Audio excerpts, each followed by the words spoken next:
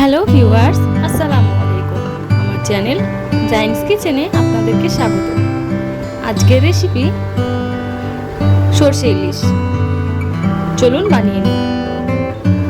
সরষে ইলিশ বানানোর জন্য আমি দুটো ছোট ছোট সাইজের ইলিশ নিয়ে নিয়েছি। আমি মোট 6 পিস ইলিশের টুকরো নিয়েছি।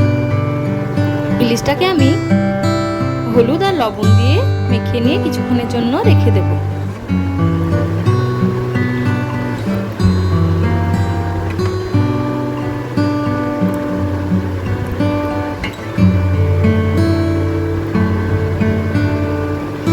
ভালোভাবে মেখে নিয়েছি। এবার আমি এটিকে 10 মিনিটের জন্য ঢাকা দিয়ে রেখে দেব। 10 মিনিট পরে গ্যাসের উপর একটা ননস্টিকের কড়াই বসিয়ে দিয়েছি। মাছগুলোকে আমি ভেজে নেব।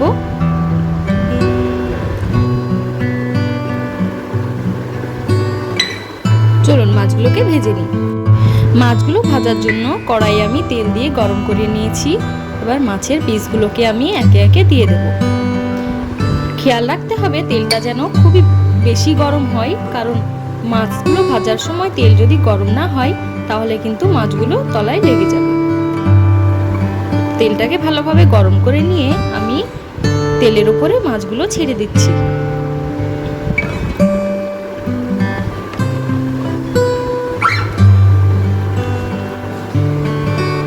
খুব হালকা করে ভাজবো। এক সাইড ভাজা হয়ে গিয়েছে, আমি উল্টে দিচ্ছি।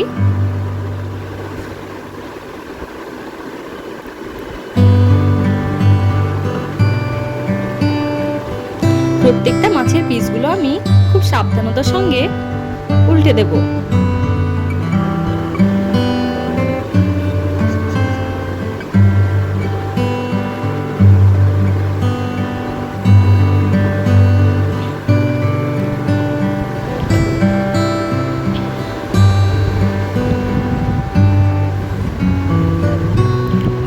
বোথ সাইড ভাজা হয়ে যাচ্ছে, মাছগুলোকে এবার তুলে নেব।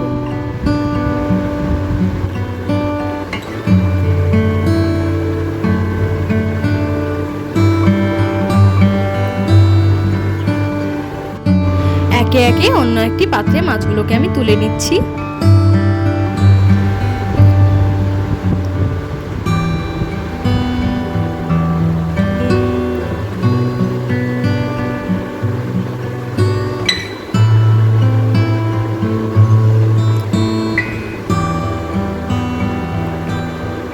তুলে নেওয়া হয়ে গিয়েছে। কড়াইতে যে পরিমাণ তেলটা ছিল আমি একটু কমিয়ে নিয়েছি, কারণ অতটা তেল লাগবে না। আমি পরিমাণ মতো তেল আবার কড়াইয়ে দিয়ে দিচ্ছি। এবার আমি কড়াইয়ের তেলটা গরম হলেই আমি দিয়ে দেব হলুদ গুঁড়ো।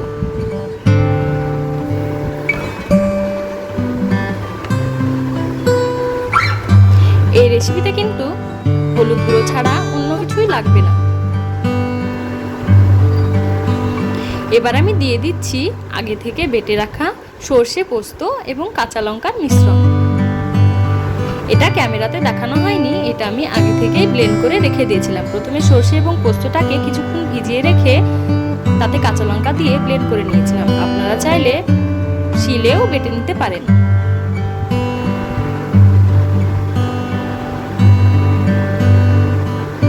এবার আমি ঝোলটাকে নেড়ে চেড়ে দিচ্ছিলাম। ঝোলটা খুব গাঢ় হয়েছিল, যার জন্য আমি ব্লেন্ডার ধোয়া পানি দিয়েছিলাম। অল্প পরিমাণে দিয়েছিলাম 4টে কাঁচা লঙ্কা।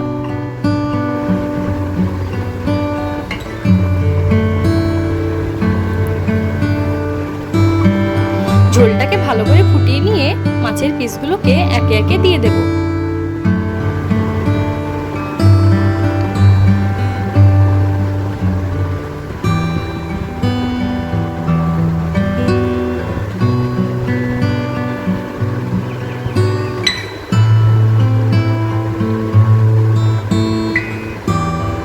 মাছের পিসগুলো দিয়ে ভালোভাবে ফুটে গেলেই কিন্তু আমাদের এই রেসিপিটি একদম কমপ্লিট হয়ে যাবে। মাছগুলো দিয়ে কিন্তু ঝোলটাকে বেশি নাড়াচাড়া করা যাবে না, না হলে মাছগুলো কিন্তু ভেঙে যাবে।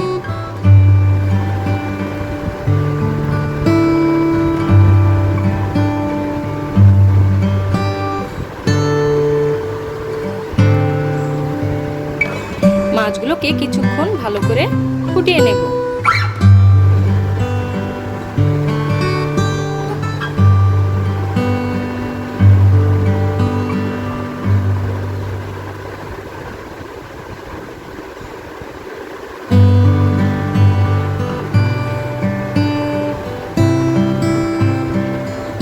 এবার আমি কিছুক্ষণের জন্য ঢাকা দিয়ে রেখে দেব।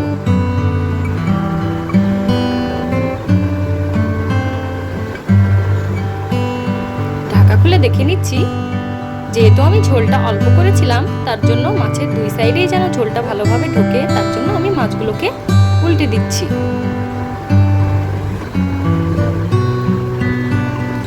সর্ষে পোস্ত ইলিশের রেসিপিটিতে আপনারা কিন্তু ঝোল অল্পই রাখবেন, কারণ বেশি ঝোল রাখলে কিন্তু মাছের টেস্ট একদম থাকবে না। আপনারা যদি ইলিশ রান্না করতে চান তাহলে অল্প মশলা দিয়ে করবেন, তাহলে কিন্তু প্রকৃত ইলিশের স্বাদটা আপনারা পাবেন। বেশি মশলা দিয়ে করলে কিন্তু ইলিশটা একদমই খেতে ভালো লাগে না।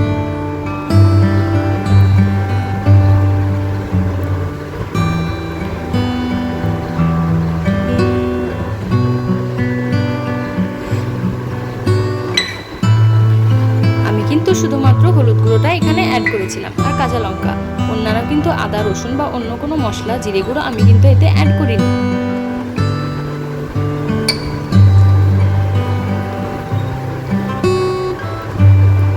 মাছগুলোকে উল্টিয়ে দিয়েছিলাম, এবার এই সাইডটাও ভালোভাবে ফুটিয়ে নিচ্ছি।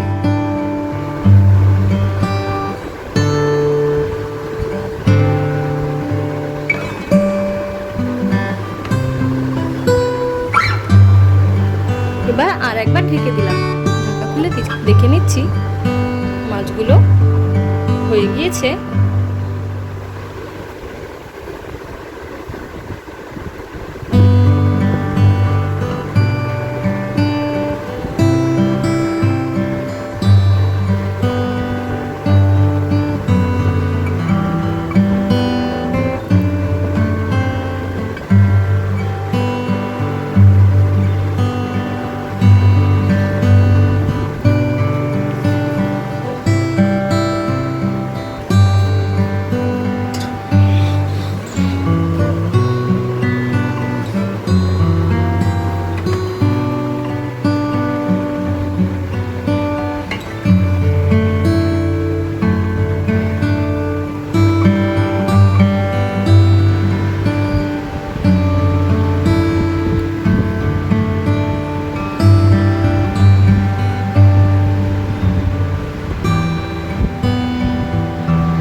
মাছগুলো কিন্তু হয়ে গিয়েছে, আমি গ্যাসের ফ্লেমটাকে অফ করে রেখে দিয়েছি। দেখুন কতটা সুন্দর হয়েছে। আপনারা এই রেসিপিটি অবশ্যই বাড়িতে ট্রাই করবেন। আপনারা যারা ইলিশের তেল ঝাল সর্ষে পোস্ত ইলিশ অনেক রকমভাবেই যারা খেয়েছেন তারা এই রেসিপিটি একবার ট্রাই করবেন। আর আপনারা কী ধরনের ভিডিও দেখতে চান আমার চ্যানেলে সেটাও কমেন্ট করে জানাবেন। অবশ্যই একটা লাইক করবেন।